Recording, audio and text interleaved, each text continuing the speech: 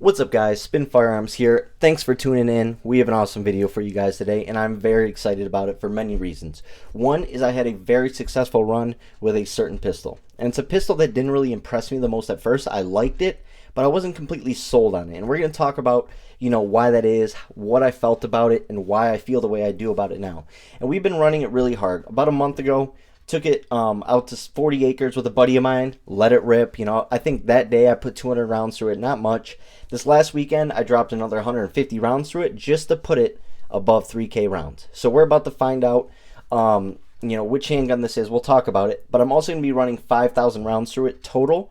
And then we're going to be doing a complete shooting review, right? I want to see what this handgun can take at 5,000 rounds. And it happens to be one of my favorite brands of handguns. No, it's not Glock, but it's definitely one of my favorite brands if you know me over here at this channel. But before you get started, hit the like button, drop a comment down below, and subscribe.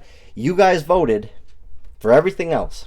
The one handgun on that poll that got the least votes is the one we're talking about today. Everyone, said Canik Meta MC9, Glock 43X, Sig Sauer P365, that it would make a comeback and potentially replace one of my main carries. And you guys were all wrong. It was the one with the least votes. So I found that very, very interesting, right? The Stoeger STR9 Micro Compact, we've had one malfunction through about 800 rounds with this thing. So not bad. It's a budget firearm, and the malfunction was a failure to feed, so that could be ammo related, especially with certain federal rounds. So I'm not worried about it. Love the Stoeger STR9 Micro Compact. I just don't carry it yet. So it's not that. The Shield Plus, you guys already know this is in my carry rotation all the time. I don't carry it the most, but it's always ready to go. Open up the safe, grab it. It's already in a holster with the rounds ready to go. And we're out of there. Love the Shield Plus. But that is not it. You guys also know my love for the Hellcat. I don't think any handgun will ever replace the Hellcat as my small, light carry that has capacity. Summertime carry, active carry with capacity, the Hellcat is going to always be my answer. But it's very similar to the handgun we're about to discuss. The XD45 Subcompact, obviously that's not a Micro 9. I don't even know why it's on the table. The Mossberg MC2SC, stay tuned for the video on this. This is one of my favorite Micro 9s, and I can't carry it anymore. So what does that leave left? The FN Reflex. Now yes, this thing looks terrible. I haven't cleaned it since yesterday's range trip, but honestly, even if you do clean it, it still looks terrible, and that's one of the things I don't like about it. But we're going to discuss all this stuff, right? Let's talk about things I don't like about it first. One is the FDE Cerakote job, right? Now, yes, granted, I did put a lot of rounds to this. It has been involved in a lot of holstering, reholstering, drawing, stuff like that. But that finish is just not holding up. For the length of time I've had it, and the amount of carry time it has and holster time, it should not look like this, but it does, and it actually looks pretty terrible. It sort of has like a black undertone to it, which I understand completely. But once again, the finish doesn't matter. If everything is running, the finish doesn't matter. So, and on top of that, it sort of gives a character. It shows your use of your handguns. A lot of these gun tubers have the cleanest handguns you've ever seen. There's no wear and tear, there's no dents, no scratches, no gunk. There's nothing. I don't know, who these people are or what they do with their handguns, but a lot of times it looks like it's just for show. Just like my Walther PPS M2, I barely carry this thing. I do shoot it a lot at the range, but you can see all the holster wear it has on it, right? It's almost completely down to taking out all the finish. That's my Walther, and I barely carry it, right? I have some handguns that are beat up. And if you know me, the other thing I don't like about this handgun, which is also something I do like about it, is the grip and the texturing. I love the ergonomics. Now, it's a little thin, so it still leaves a little left to be desired, but they did awesome texturing on it. Awesome grip on the side. Feels really good in the hand. I just don't like these, they're not rounded off edges. They look rounded off, but it's almost like when you grip it, you feel like a line down here that just goes straight into your palm, and I don't like how that feels. But it's not a game, it doesn't ruin anything for me. It doesn't change how I feel about the handgun, because overall it does fit my hands pretty well, and I wear size large gloves. I get 2.5 finger contact with the 11 round mag, right? Now that is done, we can get into all the positives, because that's basically what this handgun is. This thing rips. This thing is a shooter. This thing is unreal. Now, a lot of people have been talking to me in the comments saying, I actually know someone personally, in real life, who went through 3 FN reflexes. I believe it was 3. It was either 2 or 3 FN reflexes he went through and just had terrible issues, just non-stop issues. On top of that, I've seen some YouTube reviews from gun tubers, trashing it. I've also seen some very good reviews, right? I've seen some very accurate reviews. A lot of people say this handgun shoots low left, and I'm going to try to explain to you guys why I don't think it's an accuracy problem with the handgun. I think it's more with the people, right? But I've had no issues like that. Mine has been as solid of a handgun as can be, and that's what I expect out of FN. My FN 503 was one of my greatest carry options. It was my work carry for like 3.5 years in the field of doing new construction plumbing, and that thing just ran and took a beating. It had a much better finish on it, but this FN was designed the same way. This thing is a tank. I don't think it's built as well as the FN 503, but it's built really well, right? Now the sights, awesome, right out of the box. White rear with an orange front with tritium, so they are night sights. As you can see, there's a little light, but they still glow. Sights work great. The sights are on point, right? And I don't even use an optic for this, and this thing's a tack driver. Now, like I said, the finish is terrible on it. It is what it is. Barrel wear is very minimal, though, so I actually like that. It does come with a rail. I'll probably never use it, though. Trigger, we're going to discuss in a little bit, because I actually really like the trigger, but I think that's what's throwing your shots. Like I said, texturing looks great. Overall look at the handgun, I love it. It is so similar to a Hellcat, and that's a handgun I shoot a lot, considering I have 4 Hellcats. So being able to shoot my Hellcat and FN, they're very similar handguns in size. Now, they're very different when it comes to actually shooting. This handles recoil much better than the Hellcat. Handles recoil better than most Micro 9s. I don't know what FN did, but I don't know if it's the spring weights, I don't know what's guide rod, but they did a great job at allowing a smaller handgun to get better recoil control or have less recoil. Now, here's the Hellcat versus the FN. As you can see, the FN is a little bit longer barrel and longer slide, which definitely helps with extra mass for less recoil and muzzle flip, right? In terms of 11+1, obviously I have the pinky extension on there. It's basically the same as the Hellcat. So the capacity is just on point. The FN seems to be just a tad bit wider in the slide, but you can barely tell the difference in their overall footprints other than the reflex having a longer slide.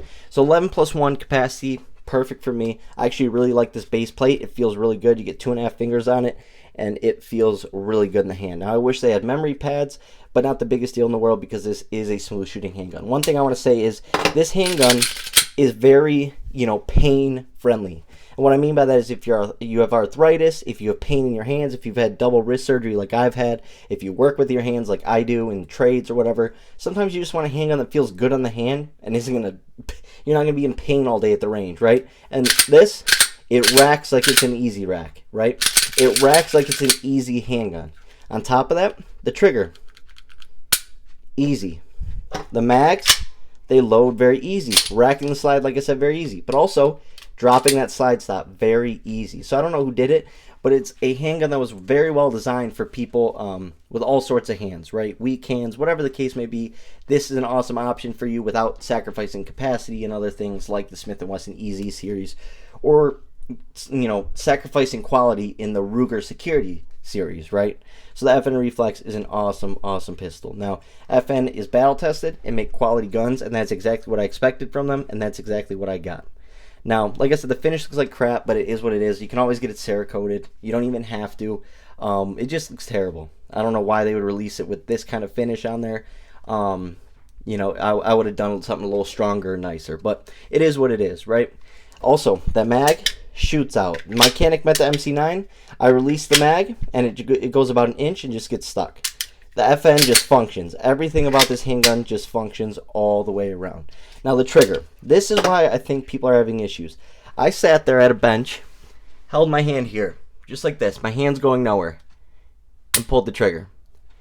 The rounds went every single place I put them.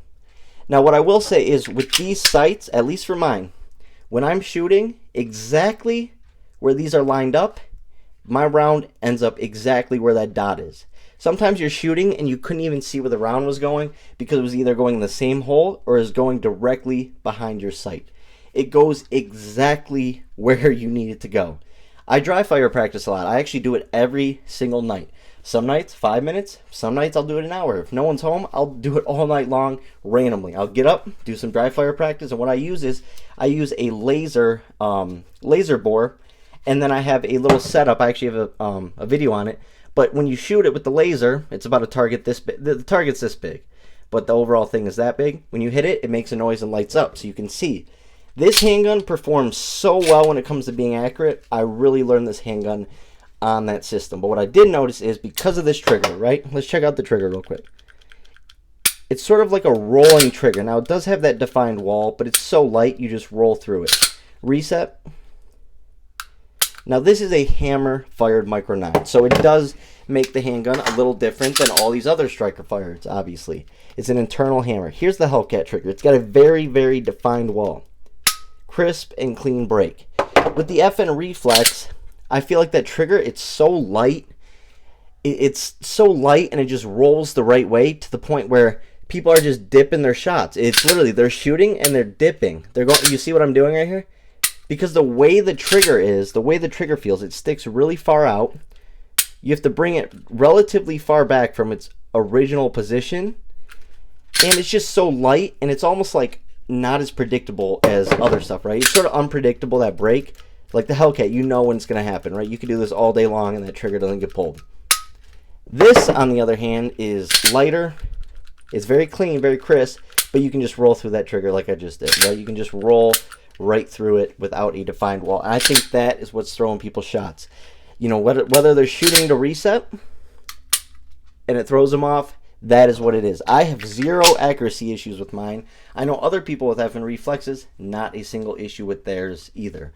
But if you're going to go from shooting a Glock to this FN, or a Hellcat to this FN, or an XD to this FN, you're definitely going to have to put more time in with this trigger. You got to learn it. On top of that, it's a Micro 9, so people are really nervous and really trying to fight recoil. That's also going to help, hurt you. When you're putting all your strength and grip into your trigger hand, which you shouldn't, it should be in your support hand. This should be barely gripping the handgun, right?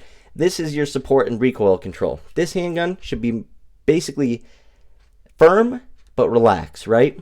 And so people are already getting ready to fight recoil, and on top of that, they're gripping it because it's a smaller Micro 9 and it's smaller this way, so they're really trying to hold on to that thing, and with that light trigger, they just roll it left. They literally just do. And with the trigger not being as predictable as a average trigger, right, you really have to learn this trigger. That's when they're dipping, because they're not realizing when they're pulling the trigger. That is what I understand from it, because I let people shoot mine, and this thing's a tack driver. Now, like I said, it shoots just a tad bit low, but it's always on center, and it's always accurate. But I just learned that I got to adjust my sights a little bit extra, right? Throw them a little upward to hit exactly where I want to go. But this thing is about as accurate as a handgun as you can get with a Micro 9. The recoil is so minimal, over 3,000 rounds. It's ran every round without a hiccup, and this thing is ran dirty, gunked up, and it just runs. The FN Reflex is now officially part of my carry rotation. Thanks for watching, guys.